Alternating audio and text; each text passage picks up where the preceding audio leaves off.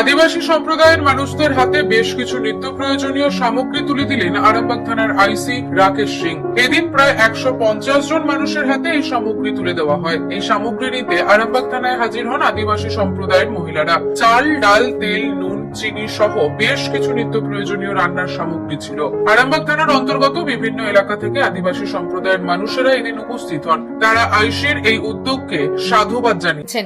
আমাদের আরামবাগ থানার বড়বাবু আইসি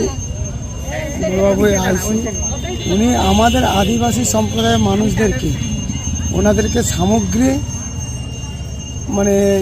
সামগ্রী কিছু দিয়েছেন। যেমন আছে আপনার চাল, ডাল, সয়াবিন, এইগুলো আমাদের 115, 20, 30 এরকম সামগ্রী দিয়েছেন। আজকে আমাদের আদিবাসী মহিলারা সব আরামবাগ থানায় সামিল হয়েছিলেন।